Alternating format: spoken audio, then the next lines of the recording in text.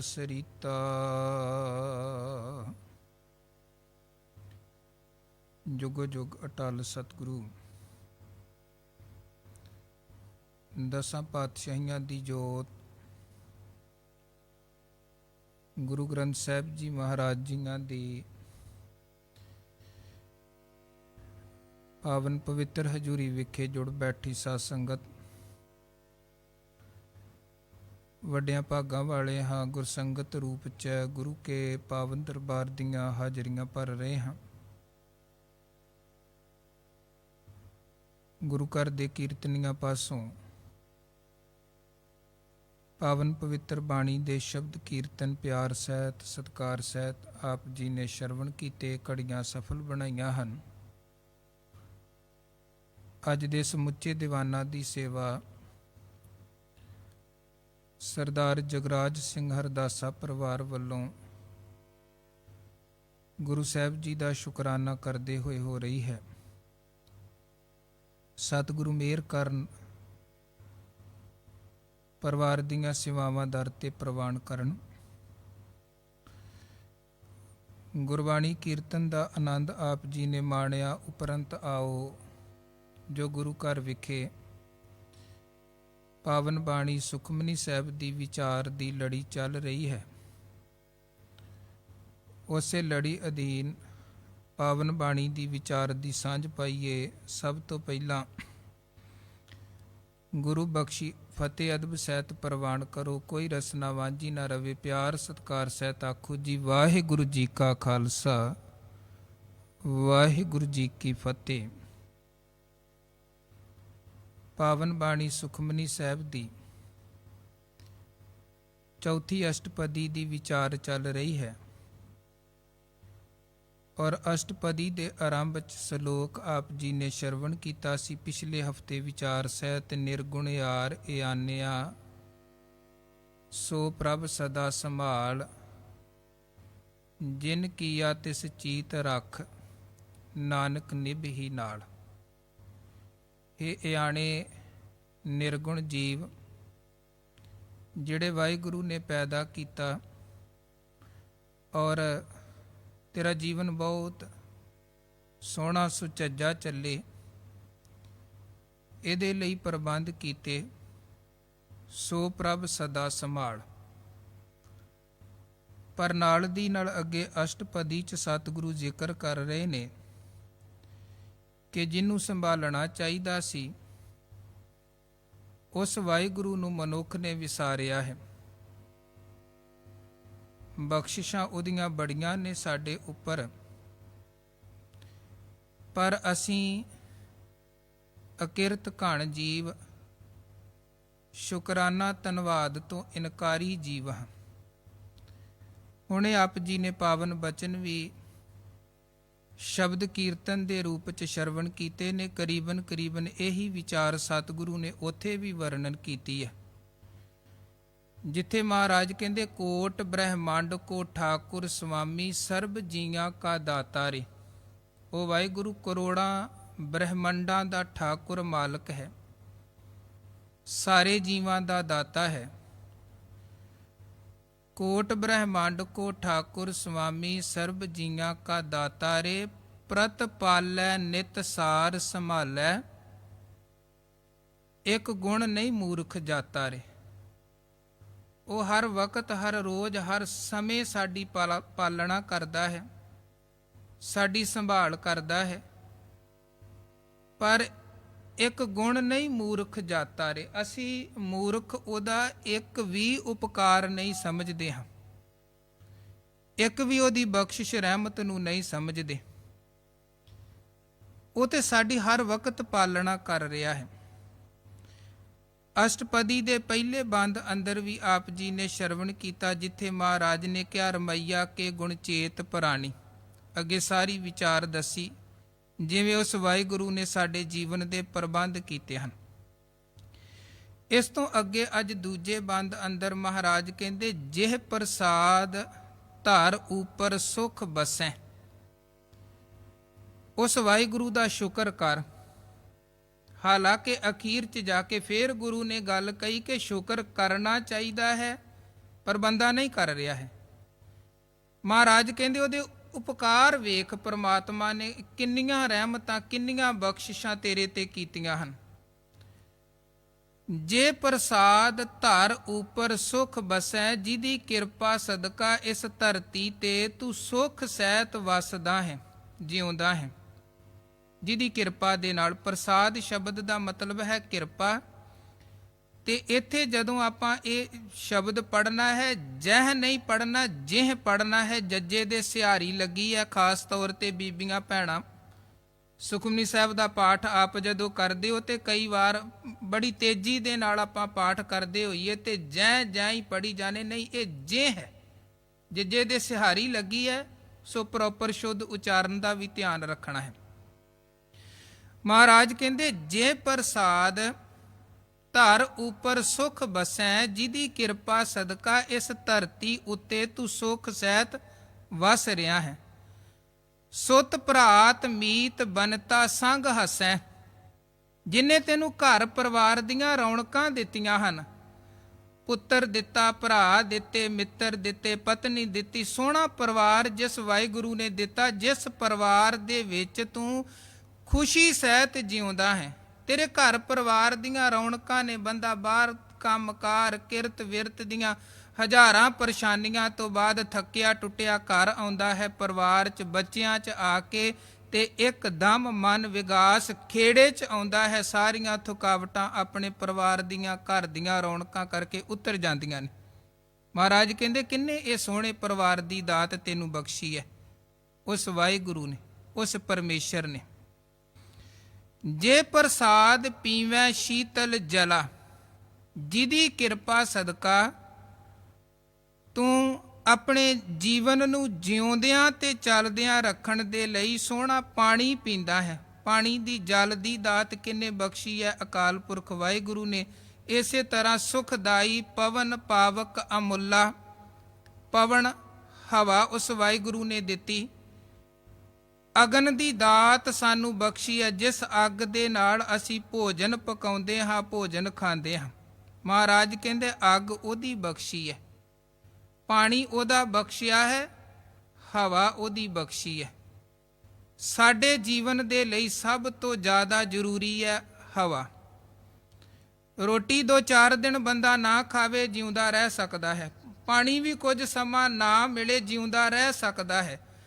ਪਰ ਜੇ ਹਵਾ ਨਾ ਪ੍ਰਾਪਤ ਹੋਵੇ ਤੇ ਜੀਵਨ ਤੇ ਇੱਕ ਪਲ ਵੀ ਨਹੀਂ ਚੱਲ ਸਕਦਾ। ਸਭ ਤੋਂ ਜ਼ਿਆਦਾ ਜ਼ਰੂਰੀ ਹੈ ਹਵਾ। ਪਾਣੀ ਦੇ ਲਈ ਵੀ ਸਾਨੂੰ ਪ੍ਰਬੰਧ ਕਰਨਾ ਪੈਂਦਾ ਹੈ, ਭੋਜਨ ਦੇ ਲਈ ਵੀ ਸਾਨੂੰ ਪ੍ਰਬੰਧ ਕਰਨਾ ਪੈਂਦਾ ਹੈ। ਪਰ ਜਿਹਦੇ ਤੋਂ ਬਿਨਾਂ ਸਾਡਾ ਜੀਵਨ ਚੱਲ ਹੀ ਨਹੀਂ ਸਕਦਾ ਹੈ ਉਹ ਹਵਾ। ਉਹਦੇ ਲਈ ਸਾਨੂੰ ਕੋਈ ਪ੍ਰਬੰਧ ਨਹੀਂ ਕਰਨਾ ਪੈਂਦਾ, ਕੋਈ ਕਮਾਉਣੀ ਨਹੀਂ ਪੈਂਦੀ ਹੈ ਹਵਾ। ਕੋਈ ਹਵਾ ਕਮਾਉਣ ਦੇ ਲਈ ਸਾਨੂੰ ਦੇਸੋਂ ਪ੍ਰਦੇਸ ਨਹੀਂ ਜਾਣਾ ਪੈਂਦਾ। ਜੋ ਸਾਡੀ ਜ਼ਿੰਦਗੀ ਦੇ ਲਈ ਸਭ ਤੋਂ ਜ਼ਿਆਦਾ ਜ਼ਰੂਰੀ ਹੈ, ਉਹ ਦਾਤ ਵੀ ਵਾਹਿਗੁਰੂ ਨੇ ਐਨ ਬਿਲਕੁਲ ਮੁਫਤ ਦੇ ਵਿੱਚ ਆਪਾਂ ਦਿੱਤੀ ਹੈ, ਸਾਨੂੰ ਦਿੱਤੀ ਹੈ। ਬੰਦਾ ਸੁੱਤਾ ਵੀ ਹੁੰਦਾ ਹੈ, ਉਹ ਜਿਹੜੇ ਸਾਹ ਹਨ ਆਪਣੇ ਆਪ ਲਗਾਤਾਰ ਕੁਦਰਤੀ ਚੱਲਦੇ ਹਨ। ਇਹ ਕਿੰਨੇ ਐਸੀ ਬਿੱਧ ਬਣਾਈ ਹੈ ਉਸ ਅਕਾਲ ਪੁਰਖ ਵਾਹਿਗੁਰੂ ਨੇ। ਜੇ ਪ੍ਰਸਾਦ ਭੋਗੈ ਸਭ ਰਸਾ, ਅੱਗੇ ਮਹਾਰਾਜ ਕਹਿੰਦੇ ਜਿਹਦੀ ਕਿਰਪਾ ਸਦਕਾ ਤੂੰ ਸਾਰੇ ਦੇ ਸਾਰੇ ਪਦਾਰਥਾਂ ਦੇ ਰਸ ਭੋਗਦਾ ਹੈ। ਕਿੰਨੇ ਤਰ੍ਹਾਂ ਦੇ ਖਾਣ ਦੇ ਲਈ ਉਸ ਵਾਹਿਗੁਰੂ ਨੇ ਪਦਾਰਥ ਤੈਨੂੰ ਦਿੱਤੇ ਨੇ। ਫਿਰ ਉਹਨਾਂ ਪਦਾਰਥਾਂ ਦਾ ਰਸ ਭੋਗਣ ਦੇ ਲਈ ਜ਼ੁਬਾਨ ਦੀ ਦਾਤ ਤੈਨੂੰ ਬਖਸ਼ੀ ਹੈ, ਜਿਹੜੀ ਜ਼ੁਬਾਨ ਦੇ ਨਾਲ ਤੇ ਤੂੰ ਪਦਾਰਥਾਂ ਦੇ ਸਵਾਦ ਰਸ ਸਮਝਦਾ ਹੈ ਕਿ ਪਦਾਰਥ ਮਿੱਠਾ ਹੈ, ਕੌੜਾ ਹੈ, ਕੀ ਉਹਦਾ ਟੇਸਟ ਹੈ। ਉਹਨੂੰ ਸਮਝਣ ਦੇ ਲਈ ਵਾਹਿਗੁਰੂ ਨੇ ਰਸਨਾ ਦਿੱਤੀ। ਗੁਰੂ ਕਹਿੰਦੇ ਜੇ ਪ੍ਰਸਾਦ ਭੋਗੈ ਸਭ ਰਸਾ, ਜਿਹਦੀ ਕਿਰਪਾ ਸਦਕਾ ਤੂੰ ਸਾਰੇ ਪਦਾਰਥਾਂ ਦੇ ਰਸ ਭੋਗ ਰਿਹਾ ਹੈ। ਸਗਲ ਸਮਗਰੀ ਸੰਗ ਸਾਥ ਬਸਾ, ਸਾਰੀ ਹੀ ਸੁੱਖ ਸਹੂਲਤਾਂ ਦੀ ਸਮਗਰੀ ਤੇਰੇ ਨਾਲ ਹੀ ਵਾਹਿਗੁਰੂ ਨੇ ਸੰਸਾਰ ਅੰਦਰ ਪੈਦਾ ਕੀਤੀ। ਜੋ ਜੋ ਵੀ ਸਾਡੇ ਜੀਵਨ ਦੀਆਂ ਲੋੜਾਂ ਜ਼ਰੂਰਤਾਂ ਹਨ, ਉਹ ਸਾਰੇ ਦੇ ਸਾਰੇ ਕਿਸੇ ਨਾ ਕਿਸੇ ਰੂਪ ਤੇ ਸਰੂਪ ਦੇ ਵਿੱਚ ਪ੍ਰਬੰਧ ਅਕਾਲ ਪੁਰਖ ਵਾਹਿਗੁਰੂ ਜੀ ਦੇ ਕੀਤੇ ਹੋਏ ਹਨ। ਫਿਰ ਮਹਾਰਾਜ ਕਹਿੰਦੇ ਦੀਨੇ ਹਸਤ ਪਾਮ ਕਰਨ ਨੇਤਰ ਰਸਨਾ। ਸੋਹਣਾ ਇਹ ਸਰੀਰ ਕੰਚਨ ਵਰਗਾ ਤੰਦਰੁਸਤ ਸਰੀਰ ਉਸ ਵਾਹਿਗੁਰੂ ਦਾ ਬਖਸ਼ਿਆ ਹੈ। ਵੇਖਣ ਦੇ ਲਈ ਅੱਖਾਂ ਉਹਨੇ ਦਿੱਤੀਆਂ ਨੇ, ਕੰਮਕਾਰ ਕਰਨ ਦੇ ਲਈ ਹੱਥ ਉਹਨੇ ਦਿੱਤੇ ਹਨ, ਪੈਰ ਉਹਦੇ ਦਿੱਤੇ ਹਨ, ਸੁਣਨ ਦੇ ਲਈ ਕੰਨ ਉਹਨੇ ਦਿੱਤੇ ਨੇ, ਬੋਲਣ ਦੇ ਲਈ ਜ਼ੁਬਾਨ ਦੀ ਦਾਤ ਬਖਸ਼ੀ ਹੈ। ਕੋਈ ਅਸੀਂ ਮੰਗ ਕੇ ਨਹੀਂ ਲਈਆਂ ਹਨ, ਕੋਈ ਪੈਸੇ ਦੇ ਕੇ ਰੱਬ ਦੇ ਕੋਲੋਂ ਇਹ ਦਾਤਾਂ ਨਹੀਂ ਖਰੀਦੀਆਂ। ਵੇਖੋ, ਜਦੋਂ ਇਹ ਰੱਬ ਦੀਆਂ ਦਿੱਤੀਆਂ ਹੋਈਆਂ ਦਾਤਾਂ, ਇਹ ਸਰੀਰ ਤੇ ਸਰੀਰ ਦੇ ਕਿਸੇ ਅੰਗ ਦੇ ਵਿੱਚ ਕਿਸੇ ਨਾ ਕਿਸੇ ਤਰ੍ਹਾਂ ਦੀ ਕੋਈ ਪਰੇਸ਼ਾਨੀ ਹੁੰਦੀ ਹੈ। ਵਾਹਿਗੁਰੂ ਨੇ ਸੁਣਨ ਦੇ ਲਈ ਸਾਨੂੰ ਕੰਨ ਦਿੱਤੇ ਹਨ, ਤੇ ਜੇ ਕਿਧਰੇ ਉਹ ਕੰਨਾਂ ਤੋਂ ਸੁਣਨਾ ਘਟ ਜਾਂਦਾ ਹੈ, ਹਾਲਾਂਕਿ ਮਸ਼ੀਨਾਂ ਕਿੰਨੀਆਂ ਆਪਾਂ ਉਹ ਸੁਣਨ ਦੇ ਲਈ ਵਰਤੀਆਂ ਵੀ ਜਾਂਦੀਆਂ ਨੇ, ਪਰ ਜੋ ਇੱਕ ਕੁਦਰਤੀ ਚੀਜ਼ ਹੈ ਉਹਦੀ ਬਰਾਬਰੀ ਕੋਈ ਨਹੀਂ ਹੈ। ਅੱਖਾਂ ਦੀ ਰੋਸ਼ਨੀ ਘਟਦੀ ਹੈ, ਠੀਕ ਹੈ, ਆਪਾਂ ਐਨਕਾਂ ਦੀ ਵਰਤੋਂ ਕਰਦੇ ਹਾਂ, ਪਰ ਜਿਹੜੇ ਐਨਕਾਂ ਦੀ ਵਰਤੋਂ ਕਰਨ ਵਾਲੇ ਪਤਾ ਕਦੇ ਇੱਥੋਂ ਨੱਕ ਤੋਂ ਦਰਦ, ਕਦੇ ਕੰਨਾਂ ਵਾਲੇ ਪਾਸਿਓਂ ਉਧਰੋਂ ਦਰਦ ਹੁੰਦੀ, ਕਿੰਨੀਆਂ ਪਰੇਸ਼ਾਨੀਆਂ। ਉਹ ਜਿਹੜੀ ਕੁਦਰਤੀ ਚੀਜ਼ ਵਾਹਿਗੁਰੂ ਨੇ ਦਿੱਤੀ ਉਹਦੀ ਬਰਾਬਰੀ ਕੋਈ ਨਹੀਂ। ਫਿਰ ਬਦਲਦੇ ਰਹੋ, 6 ਮਹੀਨਿਆਂ ਬਾਅਦ ਐਨਕ ਬਦਲਣੀ ਪੈਂਦੀ ਆ, ਗੱਲ ਬਣਦੀ ਨਹੀਂ ਹੈ। ਤੇ ਜਿਹੜੀਆਂ ਅੱਖਾਂ ਵਾਹਿਗੁਰੂ ਨੇ ਦਿੱਤੀਆਂ ਨੇ ਜੀਵਨ ਭਰ, ਉਹ ਸਾਥ ਸਾਡਾ ਦਿੰਦੀਆਂ ਨੇ, ਉਹ ਕੋਈ ਪੈਸੇ ਦੇ ਕੇ ਅਸੀਂ ਨਹੀਂ ਲਈਆਂ ਹਨ। ਆ ਕੰਮ ਕਰਨ ਦੇ ਲਈ ਪਰਮੇਸ਼ਰ ਨੇ ਸਾਨੂੰ ਹੱਥ ਦਿੱਤੇ ਹਨ, ਆਪਾਂ ਕੋਈ ਪੈਸੇ ਦੇ ਕੇ ਨਹੀਂ ਲਏ, ਇਹ ਵਾਹਿਗੁਰੂ ਦੀ ਬਖਸ਼ਿਸ਼ ਹੈ। ਵੇਖੋ, ਜਿਨ੍ਹਾਂ ਦਾ ਕਿਸੇ ਹਾਦਸੇ ਕਰਕੇ, ਕਿਸੇ ਕਾਰਨ ਕਰਕੇ ਕੋਈ ਹੱਥ ਕੱਟਿਆ ਜਾਂਦਾ, ਕੀ ਹਾਲਤ ਹੁੰਦੀ ਹੈ ਉਹਨਾਂ ਦੀ। ਆ ਤੁਰਨ ਦੇ ਲਈ ਲੱਤਾਂ ਦਿੱਤੀਆਂ ਹਨ, ਕੋਈ ਪਰੇਸ਼ਾਨੀ ਆ ਜਾਵੇ ਤੇ ਕਿੰਨਾ ਉਹ ਬਜ਼ੁਰਗਾਂ ਨੂੰ ਜਾਂ ਜਿਨ੍ਹਾਂ ਦੇ ਲੱਤਾਂ 'ਚ, ਪੈਰਾਂ 'ਚ, ਗੋਡਿਆਂ 'ਚ ਕੋਈ ਪ੍ਰੋਬਲਮ ਹੈ, ਕਿੰਨਾ ਔਖਾ ਹੁੰਦਾ ਹੈ। ਕੋਈ ਸਹਾਰਾ ਚਾਹੀਦਾ ਹੈ ਚੱਲਣ ਦੇ ਲਈ, ਕੋਈ ਸਾਧਨ ਚਾਹੀਦਾ ਹੈ ਚੱਲਣ ਦੇ ਲਈ, ਨਹੀਂ ਤੇ ਜੀਵਨ ਪਰੇਸ਼ਾਨੀਆਂ। ਉਹ ਸਾਧਨ ਹੋਣ ਦੇ ਬਾਵਜੂਦ ਵੀ ਪਰੇਸ਼ਾਨੀਆਂ ਕਿੰਨੀਆਂ ਝੱਲਣੀਆਂ ਹੀ ਪੈਂਦੀਆਂ ਹਨ। ਸੋ ਮਹਾਰਾਜ ਕਹਿੰਦੇ, ਵੇਖ, ਆ ਥੋੜੀ ਥੋੜੀ ਪਰੇਸ਼ਾਨੀ ਆਉਂਦੀ ਹੈ, ਤੈਨੂੰ ਕਿੰਨੀਆਂ ਵੱਧ ਪਰੇਸ਼ਾਨੀਆਂ ਝੱਲਣੀਆਂ ਪੈਂਦੀਆਂ ਨੇ। ਪਰਮਾਤਮਾ ਦਾ ਸ਼ੁਕਰ ਕਰਿਆ ਕਰ, ਜਿਹਨੇ ਵੇਖਣ ਦੇ ਲਈ ਅੱਖਾਂ ਦਿੱਤੀਆਂ, ਤੂੰ ਕੁਦਰਤ ਦੇ ਨਜ਼ਾਰੇ ਵੇਖਦਾ ਹੈ। ਜਿਹਨੇ ਕਿਰਤ ਵਿਰਤ ਕੰਮ ਕਾਰ ਕਰਨ ਦੇ ਲਈ ਹੱਥ ਦਿੱਤੇ। ਇੱਕ ਉਹ ਬੜਾ ਸੋਹਣੀ ਇੱਕ ਘਟਨਾ ਵੀ ਹੈ ਕਿ ਕੋਈ ਬੰਦਾ ਫਕੀਰ ਕੋਈ ਨਮਾਜ਼ ਪੜ੍ਹਨ ਦੇ ਲਈ ਜਾਂਦਾ ਪਿਆ ਸੀ, ਬੜੀ ਤੇਜ਼ੀ ਦੇ ਨਾਲ ਜਾ ਰਿਹਾ ਸੀ ਕਿ ਕਿਧਰੇ ਲੇਟ ਨਾ ਹੋ ਜਾਵਾਂ। ਪੈਦਲ, ਗਰਮੀ ਸੀ, ਪੈਰਾਂ 'ਚ ਜੋੜਾ ਵੀ ਕੋਈ ਨਹੀਂ ਸੀ। ਉਹਨੇ ਕੀ ਵੇਖਿਆ, ਇੱਕ ਦੂਜਾ ਆਦਮੀ ਊਠ ਤੇ ਬੈਠਾ ਹੈ, ਉਹ ਦੂਜੇ ਪਾਸੇ ਨੂੰ ਜਾਂਦਾ ਪਿਆ ਹੈ, ਕਿਸੇ ਹੋਰ ਪਾਸੇ, ਆਪਣੇ ਕੰਮ ਕਾਰ ਵਾਲੇ ਪਾਸੇ। ਇਹ ਵੇਖ ਕੇ ਕਹਿਣ ਲੱਗਾ, ਹੈ ਖੁਦਾ, ਤੂੰ ਕਿੱਦਾਂ ਦੀ ਬੇਇਨਸਾਫੀ ਕਰਦਾ ਹੈ। ਉਹ ਮੈਂ ਤੇਰੀ ਇਬਾਦਤ ਕਰਨ ਦੇ ਲਈ ਜਾ ਰਿਹਾ ਹਾਂ, ਕੋਈ ਸਵਾਰੀ ਵੀ ਨਹੀਂ ਦਿੱਤੀ, ਪੈਰਾਂ 'ਚ ਜੋੜਾ ਵੀ ਨਹੀਂ ਹੈ, ਤੇ ਇਹ ਕਾਫਰ ਪਤਾ ਨਹੀਂ ਕਿੱਧਰ ਜਾਂਦਾ ਪਿਆ ਹੋਵੇਗਾ, ਇਹਨੂੰ ਤੂੰ ਪੈਰਾਂ 'ਚ ਪਾਉਣ ਦੇ ਲਈ ਜੋੜਾ ਵੀ ਦਿੱਤਾ ਹੈ ਤੇ ਸੋਹਣਾ ਊਠ ਵੀ, ਸਵਾਰੀ ਵੀ ਇਹਨੂੰ ਦਿੱਤੀ ਹੋਈ ਹੈ। ਉਹ ਕਹਿੰਦੇ, ਰੱਬ ਤੇ ਖੁਦਾ ਤੇ ਕਈ ਤਰ੍ਹਾਂ ਦੇ ਤਰਕ ਕਰਦਿਆਂ ਕਰਦਿਆਂ ਜਦੋਂ ਮਸਜਿਦ ਦੇ ਕੋਲ ਪਹੁੰਚਿਆ ਨਾ, ਇੱਕ ਬੰਦਾ ਉਹਨੇ ਵੇਖਿਆ ਜਿਹਦੀਆਂ ਦੋਵੇਂ ਲੱਟਾਂ ਕੱਟੀਆਂ ਪਈਆਂ ਸਨ, ਪਰ ਬੜੀ ਮੁਸ਼ਕਲ ਦੇ ਨਾਲ ਉਹ ਰਿੜਦਿਆਂ ਹੋਇਆਂ ਮਸਜਿਦ ਦੇ ਕੋਲ ਪਹੁੰਚਿਆ। ਉਧਰੋਂ ਇਹ ਪਹੁੰਚ ਗਿਆ, ਉਹ ਮਸਜਿਦ ਦੇ ਕੋਲ ਪਹੁੰਚ ਕੇ ਕਹਿਣ ਲੱਗਾ, ਖੁਦਾ ਤੇਰਾ ਸ਼ੁਕਰ ਹੈ ਮੈਂ ਵਕਤ ਸਿਰ ਪਹੁੰਚ ਗਿਆ। ਫਿਰ ਇਹਨੂੰ ਪਛਤਾਵਾ ਹੋਇਆ ਕਿ ਮੈਂ ਉਹ ਸੋਹਣੇ ਜੋੜਿਆਂ ਵਾਲਿਆਂ ਨੂੰ, ਊਠਾਂ ਹਾਥੀਆਂ ਤੇ ਚੜਿਆਂ ਨੂੰ ਵੇਂਦਾ ਪਿਆ ਹਾਂ, ਪਰ ਕਿੰਨੇ ਲੋਕ ਐਸੇ ਨੇ ਜਿਨ੍ਹਾਂ ਦੇ ਕੋਲ ਚੱਲਣ ਦੇ ਲਈ ਲੱਤਾਂ ਤੇ ਪੈਰ ਵੀ ਮੌਜੂਦ ਨਹੀਂ ਹਨ। ਘੱਟ ਤੋਂ ਘੱਟ ਖੁਦਾ ਦਾ ਇੰਨਾ ਸ਼ੁਕਰ ਕਰਾਂ ਕਿ ਉਹਨੇ ਸੋਹਣੇ ਪੈਰ ਲੱਤਾਂ ਤੇ ਦਿੱਤੀਆਂ ਨੇ। ਅਸਲ 'ਚ ਮਨ ਵੇਖੋ ਪਰੇਸ਼ਾਨ ਕਦੋਂ ਹੁੰਦਾ ਹੈ, ਜਦੋਂ ਅਸੀਂ ਆਪਣੇ ਤੋਂ ਉੱਪਰ ਵਾਲਿਆਂ ਨੂੰ ਵੇਂਦੇ ਹਾਂ, ਫਿਰ ਸਾਡੇ ਮਨ 'ਚ ਪਰੇਸ਼ਾਨੀ ਹੁੰਦੀ, ਆਹ ਸਹੂਲਤ ਕਿਉਂ ਨਹੀਂ ਮਿਲੀ, ਆਹ ਸਾਧਨ ਕਿਉਂ ਨਹੀਂ ਮਿਲਿਆ, ਆਹ ਸੁੱਖ ਕਿਉਂ ਨਹੀਂ ਮਿਲਿਆ। ਪਰ ਜੇ ਅਸੀਂ ਆਪਣੇ ਤੋਂ ਥੱਲੇ ਵਾਲਿਆਂ ਨੂੰ ਵੇਖੀਏ ਤੇ ਅੰਦਰੋਂ ਆਪਣੇ ਆਪ ਵਾਹਿਗੁਰੂ ਦਾ ਸ਼ੁਕਰ ਨਿਕਲਦਾ ਹੈ ਕਿ ਕਿੰਨੇ ਲੋਕ ਐਸੇ ਜਿਨ੍ਹਾਂ ਦੇ ਕੋਲ ਖਾਣ ਦੇ ਲਈ ਭੋਜਨ ਦੇ ਸਾਧਨ ਵੀ ਨਹੀਂ। ਸ਼ੁਕਰ ਕਰੀਏ ਵਾਹਿਗੁਰੂ ਨੇ ਖਾਣ ਦੇ ਲਈ ਸੋਹਣੇ ਸਾਧਨ ਪਦਾਰਥ ਸਾਨੂੰ ਬਖਸ਼ੇ ਨੇ। ਕਿੰਨੇ ਲੋਕ ਐਸੇ ਹਨ ਜਿਨ੍ਹਾਂ ਦੇ ਕੋਲ ਰਹਿਣ ਦੇ ਲਈ ਘਰ ਕੋਈ ਨਹੀਂ ਹੈ। ਸ਼ੁਕਰ ਵਾਹਿਗੁਰੂ ਦਾ ਕਰੀਏ, ਸਾਨੂੰ ਮਾਲਕ ਨੇ ਰਹਿਣ ਦੇ ਲਈ ਸੋਹਣੀ ਛੱਤ ਤੇ ਬਖਸ਼ੀ ਹੈ। ਕਿੰਨੇ ਲੋਕ ਐਸੇ ਪਤਾ ਨਹੀਂ ਕਿੰਨੀਆਂ ਤਨ ਦੀਆਂ ਬਿਮਾਰੀਆਂ, ਪਰਿਵਾਰ ਦੀਆਂ ਬਿਮਾਰੀਆਂ ਸਹੇੜ ਕੇ ਬੈਠੇ ਨੇ। ਵਾਹਿਗੁਰੂ ਦਾ ਸ਼ੁਕਰ ਕਰੀਏ, ਮਾਲਕ ਨੇ ਰਹਿਮਤ ਕਰਕੇ ਤੰਦਰੁਸਤੀ ਸੁੱਖ ਦਿੱਤਾ ਹੈ। ਸੋ ਮਹਾਰਾਜ ਕਹਿੰਦੇ, ਉਹ ਵਾਹਿਗੁਰੂ ਦਾ ਸ਼ੁਕਰ ਕਰਿਆ ਕਰ। ਕਿੰਨੇ ਲੋਕ ਐਸੇ ਨੇਤਰਹੀਣ, ਸਾਰੀ ਜ਼ਿੰਦਗੀ ਠੋਕਰਾਂ ਖਾਂਦਿਆਂ ਲੰਘਦੀ ਹੈ, ਕੰਨਾਂ ਤੋਂ ਸੁਣਦਾ ਨਹੀਂ ਹੈ, ਬੋਲਾ ਬੰਦਾ, ਕਿੰਨੀ ਪਰੇਸ਼ਾਨੀ ਹੈ। ਜ਼ੁਬਾਨ ਕਿਸੇ ਦੀ ਕੰਮ ਨਹੀਂ ਕਰਦੀ, ਬੋਲਿਆ ਨਹੀਂ ਜਾਂਦਾ, ਕਿੰਨੀ ਪਰੇਸ਼ਾਨੀ ਹੈ। ਜਿਹੜਾ ਸਾਰੀ ਜ਼ਿੰਦਗੀ ਇੱਦਾਂ ਜਿਹਦਾ ਜੀਵਨ, ਸਾਨੂੰ ਵਾਹਿਗੁਰੂ ਨੇ ਸਾਰੇ ਸਾਧਨ ਬਖਸ਼ੇ। ਮਹਾਰਾਜ ਕਹਿੰਦੇ ਉਹਦਾ ਸ਼ੁਕਰ ਕਰ, ਜਿਨੇ ਦੀਨੇ ਹਸਤ ਭਾਵ ਕਰਨ ਨੇਤਰ ਰਸਨਾ, ਤਿਸੈ ਤਿਆਗ ਅਵਰ ਸੰਗ ਰਚਨਾ। ਹੇ ਅਗਿਆਨੀ ਬੰਦੇ, ਜਿਹੜੇ ਵਾਹਿਗੁਰੂ ਨੇ ਸਾਰਾ ਕੁਝ ਤੈਨੂੰ ਬਖਸ਼ਿਆ, ਤੂੰ ਉਸੇ ਰੱਬ ਨੂੰ ਛੱਡ ਕੇ ਹੋਰ ਹੋਰ ਪਾਸੇ ਭਟਕ ਰਿਹਾ ਹੈ। ਐਸੇ ਦੋਖ ਮੂੜ ਅੰਧ ਵਿਆਪੇ। ਫਿਰ ਮਹਾਰਾਜ ਕਹਿੰਦੇ ਇਹ ਮੂਰਖ ਬੰਦਾ ਇਦਾਂ ਦੇ ਦੋਖਾਂ 'ਚ ਫਸਿਆ ਹੋਇਆ ਹੈ, ਅਕਿਰਤ ਘਣਤਾ 'ਚ। ਪਰਮੇਸ਼ਰ ਦਾ ਸ਼ੁਕਰ ਕਰਨ ਦੀ ਬਜਾਏ ਰੱਬ ਤੇ ਤਰਕ ਕਰਨ ਵਾਲੇ ਪਾਸੇ, ਔਰ ਰੱਬ ਨੂੰ ਪਰਮੇਸ਼ਰ ਨੂੰ ਛੱਡ ਕੇ ਇੱਧਰ ਬਾਹਰ ਦੀਆਂ ਭਟਕਣਾਂ ਦੇ ਵਿੱਚ, ਦੂਜੀਆਂ ਜਗ੍ਹਾ ਤੇ ਭਟਕਣਾਂ 'ਚ ਫਸਿਆ ਪਿਆ ਹੈ ਜੀਵ। ਮਹਾਰਾਜ ਕਹਿੰਦੇ ਐਸੇ ਦੋਖ ਮੂੜ ਅੰਧ ਵਿਆਪੇ, ਨਾਨਕ ਕਾਢ ਲਿਹੋ ਪ੍ਰਭ ਆਪੇ। ਅਖੀਰ 'ਚ ਵੇਖੋ ਗੁਰੂ ਨੇ ਫੇਰ ਸਾਡੀ ਰੱਬ ਅੱਗੇ ਸਿਫਾਰਿਸ਼ ਕਰ ਦਿੱਤੀ ਕਿ ਰੱਬ ਜੀ ਤੁਸੀਂ ਤੇ ਇਹਨੂੰ ਸਰੀਰ ਦੇ ਅੰਗ, ਸੋਹਣਾ ਸਰੀਰ ਦਿੱਤਾ, ਖਾਣ ਦੇ ਲਈ ਭੋਜਨ ਪਾਉਣ ਪਾਣੀ ਦਿੱਤਾ ਹੈ, ਇਹ ਤੁਹਾਨੂੰ ਛੱਡ ਕੇ ਬਾਹਰ ਭਟਕ ਰਿਹਾ ਹੈ, ਇਹ ਤੇ ਭੁੱਲਿਆ ਹੀ ਹੈ। ਪਰ ਤੁਸੀਂ ਤੇ ਵਾਹਿਗੁਰੂ ਜੀ ਬਖਸ਼ਣਹਾਰ ਹੋ, ਨਾਨਕ ਕਾਢ ਲਿਹੋ ਪ੍ਰਭ ਆਪੇ। ਹੇ ਵਾਹਿਗੁਰੂ ਜੀ, ਹੇ ਪਰਮੇਸ਼ਰ ਜੀ, ਜਿਹੜੀਆਂ ਬੁਰਾਈਆਂ 'ਚ ਜੀਵ ਫਸਿਆ ਪਿਆ ਹੈ, ਇਹਨੂੰ ਇੱਧਰ ਬੁਰਾਈਆਂ ਤੋਂ ਤੁਸੀਂ ਆਪ ਹੀ ਰਹਿਮਤ ਕਰਕੇ ਕੱਢ ਲਵੋ, ਬਾਹਰ ਕਰ ਲਵੋ, ਬਚਾ ਲਵੋ ਇਸ ਜੀਵ ਨੂੰ। ਫਿਰ ਅੱਗੇ ਮਹਾਰਾਜ ਕਹਿੰਦੇ ਆਦ ਅੰਤ ਜੋ ਰਾਖਣ ਹਾਰ। ਹੇ ਭਾਈ, ਜਿਹੜਾ ਵਾਹਿਗੁਰੂ ਤੇਰੇ ਜੀਵਨ ਦੇ ਆਦ ਤੋਂ ਲੈ ਕੇ ਅਖੀਰ ਤੱਕ ਤੇਰੀ ਰੱਖਿਆ ਕਰਨ ਵਾਲਾ ਹੈ। ਪਿਛਲੇ ਬਚਨਾਂ 'ਚ ਵੀ ਮਹਾਰਾਜ ਨੇ ਕਿਹਾ ਸੀ ਕਿ ਮਾਤਾ ਦੇ ਉਦਰ ਅੰਦਰ ਕੌਣ ਰੱਖਿਆ ਕਰਦਾ ਹੈ? ਅਕਾਲ ਪੁਰਖ ਵਾਹਿਗੁਰੂ। ਜੀਵਨ ਦੇ ਸ਼ੁਰੂਆਤ ਤੋਂ ਲੈ ਕੇ ਜੀਵਨ ਦੀ ਸਮਾਪਤੀ ਅਖੀਰ ਤੱਕ ਵੇਖੋ ਅਸੀਂ ਠੀਕ ਹੈ। ਕਈ ਵਾਰ ਸੋਚਦੇ ਹਾਂ ਫਲਾਣੇ ਬੰਦੇ ਨੇ ਬਚਾ ਲਿਆ, ਫਲਾਣੀ ਗੱਲ ਕਰਕੇ, ਕਾਰਨ ਕਰਕੇ ਮੈਂ ਬਚ ਗਿਆ, ਮੈਂ ਦੁੱਖ 'ਚੋਂ ਬਾਹਰ ਨਿਕਲ ਆਇਆ। ਪਰ ਮਹਾਰਾਜ ਕਹਿੰਦੇ ਅਸਲ ਦੇ ਵਿੱਚ ਸੱਚ ਇਹ ਹੈ ਕਿ ਰਾਖਾ ਏਕ ਹਮਾਰਾ ਸੁਆਮੀ, ਰੱਖਿਆ ਕਰਨ ਵਾਲਾ ਉਹ ਵਾਹਿਗੁਰੂ ਆਪ ਹੀ ਹੈ। ਔਰ ਜਦੋਂ ਉਹਨੇ ਰੱਖਣਾ ਹੁੰਦਾ ਹੈ, ਕੋਈ ਨਾ ਕੋਈ ਸਾਧਨ ਵਸੀਲਾ ਬਣਾ ਕੇ ਉਹ ਸਾਨੂੰ ਔਖੀਆਂ ਘੜੀਆਂ 'ਚੋਂ ਵੀ ਰੱਖ ਲੈਂਦਾ ਹੈ, ਬਚਾ ਲੈਂਦਾ ਹੈ।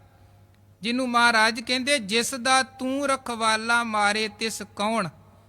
ਜਿਹਦੀ ਰੱਖਿਆ ਕਰਨ ਦੇ ਲਈ ਜਿਸਕੇ ਸਿਰ ਉੱਪਰ ਤੂੰ ਸੁਆਮੀ ਸੋ ਦੁੱਖ ਕੈਸਾ ਪਾਵੇ। ਉਹਨੂੰ ਕੋਈ ਦੁੱਖ ਪੋ ਨਹੀਂ ਸਕਦਾ ਜਿਹਦੀ ਰੱਖਿਆ ਕਰਨ ਦੇ ਲਈ ਸਿਰ ਦਾ ਸਾਈਂ ਅਕਾਲ ਪੁਰਖ ਵਾਹਿਗੁਰੂ ਅੰਗ ਸੰਗ ਹੋਵੇ। ਮਹਾਰਾਜ ਕਹਿੰਦੇ ਆਦ ਅੰਤ ਜੋ ਰਾਖਣ ਹਾਰ, ਤਿਸ ਸਿਉ ਪ੍ਰੀਤ ਨਾ ਕਰੇ ਗਵਾਰ। ਇਹ ਗਵਾਰ ਸ਼ਬਦ ਦਾ ਅਰਥ ਹੁੰਦਾ ਹੈ ਥੋੜੀ ਮੱਤ ਵਾਲਾ। ਇੱਕ ਸ਼ਬਦ ਆਮ ਤੌਰ ਤੇ ਜਿਹੜਾ ਬਹੁਤ ਇੱਕ ਪਿੰਡ ਤੱਕ ਹੀ ਸੀਮਤ ਹੋਵੇ ਨਾ, ਬੰਦਾ ਉਹਨੂੰ ਕਹਿ ਦਿੱਤਾ ਜਾਂਦਾ ਹੈ ਪੇਂਡੂ ਗਵਾਰ, ਕਿ ਇਹਦੀ ਜਿਹੜੀ ਸਮਝ ਹੈ, ਇਹਦੀ ਜਿਹੜੀ ਅਕਲ ਹੈ, ਉਹ ਕੇਵਲ ਪਿੰਡ ਤੱਕ ਸੀਮਤ ਹੈ।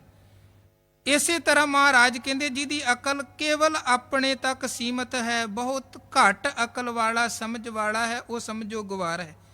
ਜਿਹਨੂੰ ਇਸ ਗੱਲ ਦੀ ਵਿਸ਼ਾਲਤਾ ਦਾ ਪਤਾ ਹੀ ਨਹੀਂ ਹੈ ਕਿ ਕਰਨ ਕਾਰਨ ਹਾਰ ਪਾਰ ਬ੍ਰਹਮ ਪਰਮੇਸ਼ਰ ਹੈ। ਤਿਸ ਸਿਉ ਪ੍ਰੀਤ ਨਾ ਕਰੇ ਗਵਾਰ। ਜਿਹੜਾ ਆਦ ਤੋਂ ਲੈ ਕੇ ਅਖੀਰ ਤੱਕ ਰੱਖਣ ਵਾਲਾ ਵਾਹਿਗੁਰੂ ਹੈ। ਮਹਾਰਾਜ ਕਹਿੰਦੇ ਇਹ ਘੱਟ ਅਕਲ ਵਾਲਾ ਜੀਵ ਉਸ ਪਰਮਾਤਮਾ ਦੇ ਨਾਲ ਪ੍ਰੀਤ ਨਹੀਂ ਪਾਉਂਦਾ ਹੈ। ਜਾਂ ਕੀ ਸੇਵਾ ਨਵ ਨਿਧ ਪਾਵੈ। ਜਿਹਦੀ ਸੇਵਾ ਕਰਕੇ 9 ਨਿਧੀਆਂ 9 ਖਜ਼ਾਨੇ ਪ੍ਰਾਪਤ ਹੁੰਦੇ। ਇੱਥੇ ਲੋਕ ਬੰਦਿਆਂ ਦੀ ਸੇਵਾ ਕਰਕੇ ਸੋਚਦੇ ਹਨ ਕਿ ਜੇ ਮੈਂ ਇਹਦੀ ਸੇਵਾ ਕਰਾਂਗਾ ਕੋਈ ਨਾ ਕੋਈ ਬਖਸ਼ਿਸ਼ ਇਹਦੇ ਕੋਲੋਂ ਮਿਲੇਗੀ, ਕੋਈ ਇਨਾਮ ਪ੍ਰਾਪਤ ਹੋਵੇਗਾ। ਪਰ ਗੁਰੂ ਕਹਿੰਦੇ ਉਸ ਪਰਮੇਸ਼ਰ ਦੀ ਸੇਵਾ ਕਰਿਆ ਕਰ ਜਿਹਦੀ ਸੇਵਾ ਕਰਕੇ 9 ਨਿਧੀਆਂ ਭਾਵ ਕੁੱਲ ਦੁਨੀਆ ਦੇ ਸੁੱਖ ਤੇ ਖਜ਼ਾਨੇ ਤੇਰੀ ਝੋਲੀ 'ਚ ਪੈ ਜਾਣਗੇ। ਤਾਂ ਸਿਓ ਮੂੜਾ ਮਨ ਨਹੀਂ ਲਾਵੇ। ਪਰ ਪਰੇਸ਼ਾਨੀ ਮਹਾਰਾਜ ਕਹਿੰਦੇ ਇਹ ਹੈ ਕਿ ਜਿਸ ਵਾਹਿਗੁਰੂ ਦੀ ਸੇਵਾ ਕਰਕੇ 9 ਨਿਧੀਆਂ ਪ੍ਰਾਪਤ ਹੋ ਜਾਣੀਆਂ, ਸਾਰੇ ਖਜ਼ਾਨੇ ਪ੍ਰਾਪਤ ਹੋ ਜਾਣੇ, ਇਹ ਮੂੜ ਬੰਦਾ ਉਸੇ ਪਰਮਾਤਮਾ ਦੇ ਨਾਲ ਲਿਵ ਨਹੀਂ ਜੋੜਦਾ, ਉਸ ਵਾਹਿਗੁਰੂ ਵੱਲ ਧਿਆਨ ਨਹੀਂ ਜੋੜਦਾ ਹੈ। ਉਹਨੂੰ ਇਹਨੇ ਭੁਲਾਇਆ ਪਿਆ ਹੈ। ਜੋ ਠਾਕੁਰ ਸਦ ਸਦਾ ਹਜੂਰੇ।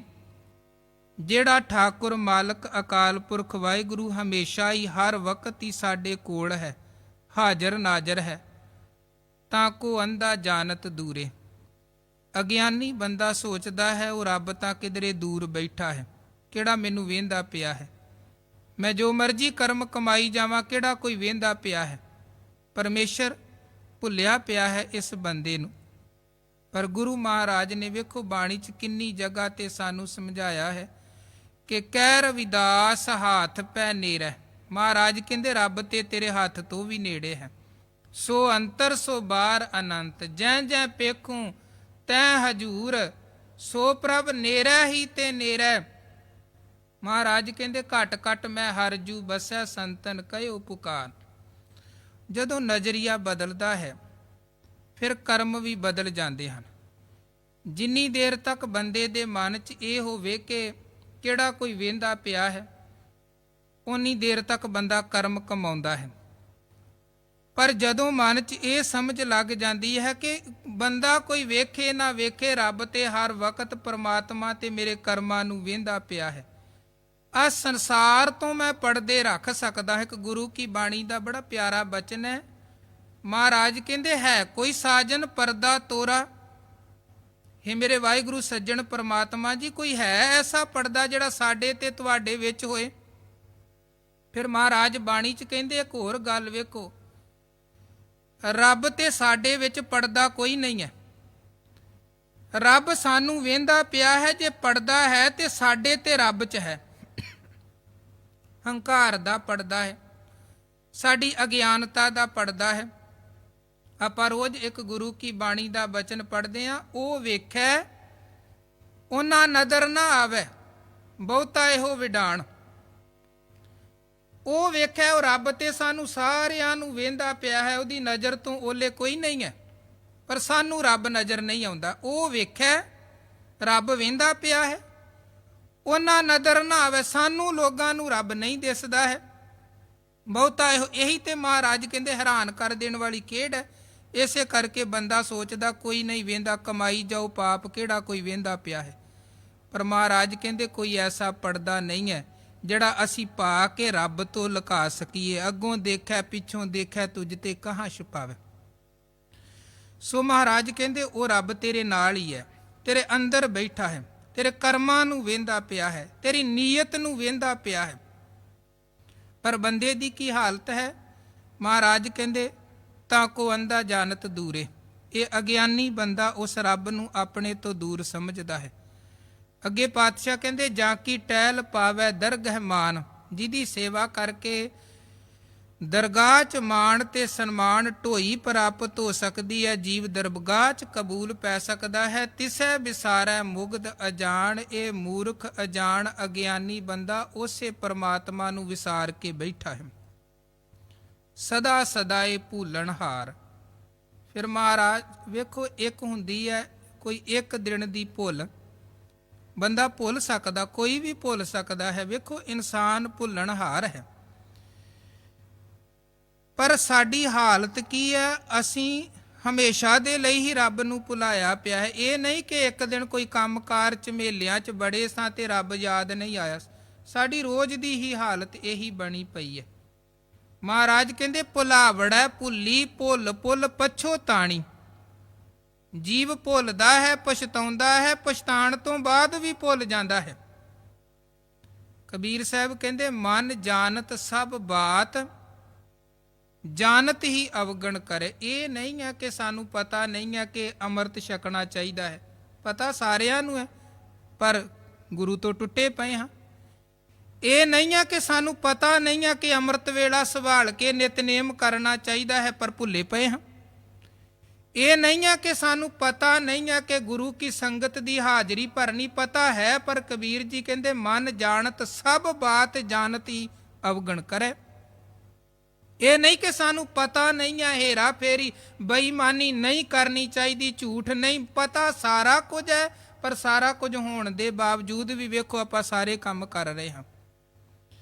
ਇਸੇ ਕਰਕੇ ਮਹਾਰਾਜ ਕਹਿੰਦੇ ਤਾਂ ਕੋ ਸਮਝਾਵਣ ਜਾਈਐ, ਜੇ ਭੂਲਾ ਹੋਈ ਜਿਹੜਾ ਭੁੱਲ ਗਿਆ, ਜਿਹੜਾ ਭਟਕ ਗਿਆ, ਉਹਨੂੰ ਤੇ ਰਸਤਾ ਦੱਸ ਕੇ ਅਸੀਂ ਕਹਿ ਸਕਦੇ ਭਾਈ ਇੱਧਰ ਨੂੰ ਜਾ, ਤੇਰੀ ਮੰਜ਼ਿਲ ਨੂੰ ਜਾਣ ਵਾਲਾ ਇਹ ਰਸਤਾ ਹੈ। ਪਰ ਜਿਹੜਾ ਜਾਣ ਬੁੱਝ ਕੇ ਹੀ ਗਲਤ ਪਾਸੇ ਨੂੰ ਤੁਰਿਆ ਹੋਵੇ, ਫਿਰ ਉਹਨੂੰ ਕੌਣ ਰੋਕ ਸਕਦਾ? ਉਹਨੂੰ ਤੇ ਰੋਕਾਂਗੇ, ਉਹਨੇ ਫਿਰ ਵੀ ਤੁਰੀ ਜਾਣਾ, ਤੈਨੂੰ ਕੀ।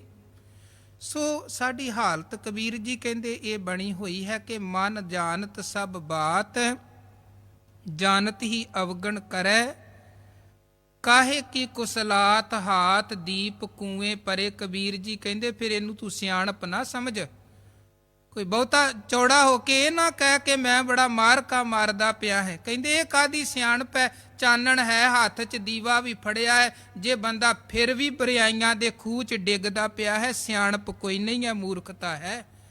ਜੇ ਜਾਣਦਿਆਂ ਹੋਇਆਂ ਵੀ ਅੰਮ੍ਰਿਤ ਤੋਂ ਟੁੱਟੇ, ਨਿਤਨੇਮ ਤੋਂ ਟੁੱਟੇ, ਸੰਗਤ ਤੋਂ ਟੁੱਟੇ, ਬੇਈਮਾਨੀਆਂ, ਕੂੜ ਕਪਟ, ਨਿੰਦਿਆ ਚੁਗਲੀ, ਹੇਰਾ ਫੇਰੀ ਕਰਦੇ ਪਏ ਜਾਣਦਿਆਂ ਹੋਇਆਂ ਵੀ, ਤੇ ਸਮਝੋ ਇਹ ਸਾਡੀ ਕੋਈ ਸਿਆਣਪ ਚਲਾਕੀ ਨਹੀਂ ਹੈ, ਇਹ ਮਹਾ ਮੂਰਖਤਾ ਹੈ ਜਿਹੜੀ ਅਸੀਂ ਕਮਾਉਂਦੇ ਪਏ ਹਾਂ।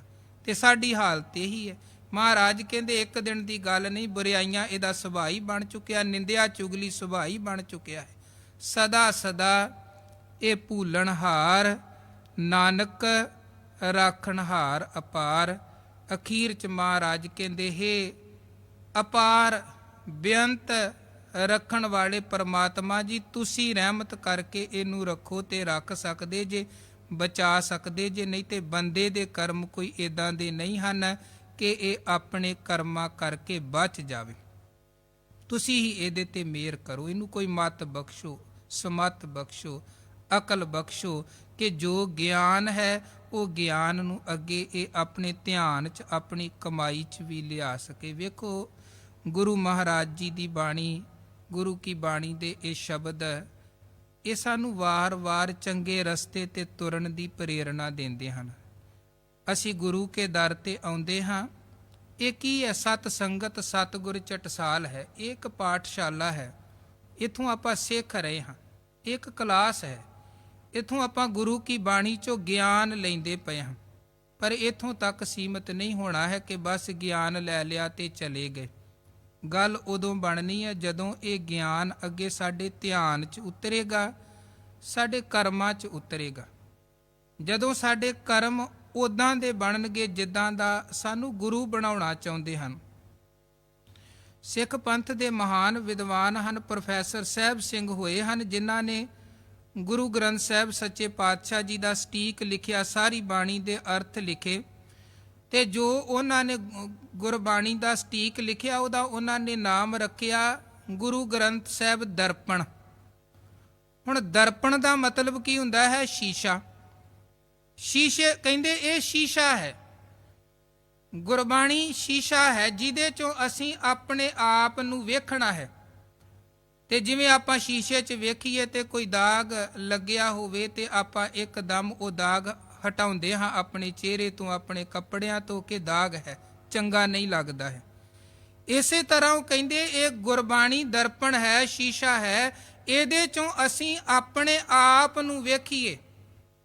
ਜੇ ਸਾਡੇ ਅੰਦਰ ਕੋਈ ਬੁਰਾਈਆਂ ਦਾ, ਕੋਈ ਅਵਗੁਣਾਂ ਦਾ, ਕੋਈ ਨਿੰਦਿਆ ਚੁਗਲੀ ਈਰਖਾ ਦਾ, ਅਕਿਰਤ ਘਣਤਾ ਦਾ ਕੋਈ ਵੀ ਸਾਨੂੰ ਦਾਗ ਦਿਸਦਾ ਹੈ, ਉਹਨੂੰ ਹਟਾਉਣ ਦੀ ਕੋਸ਼ਿਸ਼ ਕਰੀਏ, ਉਹਨੂੰ ਆਪਣੇ ਜੀਵਨ 'ਚੋਂ ਦੂਰ ਕਰਨ ਦੀ ਕੋਸ਼ਿਸ਼ ਕਰੀਏ। ਫਿਰ ਗੁਰੂ ਕੇ ਚਰਨਾਂ 'ਚ, ਗੁਰੂ ਕੀ ਸੰਗਤ 'ਚ ਸਾਡਾ ਜੁੜਿਆ ਵੀ ਸਫਲ ਹੈ, ਸਾਡਾ ਪੜ੍ਹਿਆ ਵੀ ਸਫਲ ਹੈ, ਸਾਡਾ ਗਾਵਿਆ ਵੀ ਸਫਲ ਹੈ ਤੇ ਸਾਡਾ ਵਿਚਾਰਿਆ ਵੀ ਸਫਲ ਹੈ। ਗੁਰੂ ਅਰਜਨ ਦੇਵ ਜੀ ਮਹਾਰਾਜ ਵੱਲੋਂ ਬਖਸ਼ਿਸ਼ ਇਹ ਪਾਵਨ ਪਵਿੱਤਰ ਬਾਣੀ ਸੁਖਮਨੀ ਸਾਹਿਬ ਬਹੁਤ ਵਿਸ਼ਾਲ ਬਾਣੀ ਹੈ। ਵੇਖੋ ਮਹਾਰਾਜ ਜੀ ਨੇ ਬੜੇ ਸਰਲ ਅੱਖਰਾਂ ਦੇ ਵਿੱਚ, ਸ਼ਬਦਾਂ ਦੇ ਵਿੱਚ ਇਹ ਬਾਣੀ ਉਚਾਰਨ ਕੀਤੀ। ਆਪਾਂ ਥੋੜਾ ਵੀ ਧਿਆਨ ਦੇ ਕੇ ਇਸ ਬਾਣੀ ਨੂੰ ਪੜ੍ਹਦੇ ਜਾਈਏ, ਵੈਸੇ ਹੀ ਬਾਣੀ ਦੇ ਅਰਥਾਂ ਦਾ, ਭਾਵਾਂ ਦਾ ਪਤਾ ਲੱਗਦਾ ਜਾਂਦਾ ਹੈ। ਜੀਵਨ ਦੇ ਹਰ ਪੱਖ ਦੀ ਗੱਲ ਸਤਿਗੁਰੂ ਸੱਚੇ ਪਾਤਸ਼ਾਹ ਜੀ ਨੇ ਇਸ ਬਾਣੀ 'ਚ ਕੀਤੀ ਹੈ। ਗੁਰੂ ਮਿਹਰ ਕਰੇ ਇਹ ਬਾਣੀ ਨੂੰ ਪੜ੍ਹਦਿਆਂ, ਬਾਣੀ ਨੂੰ ਸੁਣਦਿਆਂ, ਬਾਣੀ ਨੂੰ ਗਾਉਂਦਿਆਂ ਅਸੀਂ ਆਪਣੇ ਜੀਵਨ ਨੂੰ ਸਵਾਰੀਏ, ਜੀਵਨ ਨੂੰ ਚੰਗਾ ਬਣਾਈਏ, ਉੱਤਮ ਬਣਾਈਏ, ਜਿੱਦਾਂ ਦਾ ਗੁਰੂ ਮਹਾਰਾਜ ਪਾਵਨ ਬਾਣੀ ਦਾ ਉਪਦੇਸ਼ ਦੇ ਕੇ ਸਾਨੂੰ ਬਣਾਉਣਾ ਚਾਹੁੰਦੇ ਨੇ, ਉੱਦਾਂ ਦਾ ਬਣਨ ਦਾ ਯਤਨ ਕਰੀਏ। ਮਹਾਰਾਜ ਨੇ ਇਸੇ ਬਾਣੀ 'ਚ ਤੇ ਉਪਦੇਸ਼ ਦਿੱਤਾ ਹੈ ਕਿ ਮਨ ਆਪਣੇ ਤੇ ਬੁਰਾ ਮਿਟਾਨਾ, ਪੇਖੈ ਸਗਲ ਸ੍ਰਿਸ਼ਟ ਸਾਜਨਾ। ਇਸੇ ਬਾਣੀ 'ਚ ਹੀ ਮਹਾਰਾਜ ਸਾਨੂੰ ਉਪਦੇਸ਼ ਦਿੰਦੇ ਹਨ, ਪਰ ਕਾ ਬੁਰਾ ਨਾ ਰਾਖੋ ਚੀਤ। ਮਹਾਰਾਜ ਇਸੇ ਬਾਣੀ 'ਚ ਸਾਨੂੰ ਕਹਿੰਦੇ ਹਨ ਕਿ ਆਪਣੇ ਆਪ ਨੂੰ ਨੀਵਾਂ ਬਣਾ ਕੇ ਚੱਲ, ਆਪਣੇ ਆਪ ਨੂੰ ਨੀਵਾਂ ਸਮਝ ਕੇ ਚੱਲ।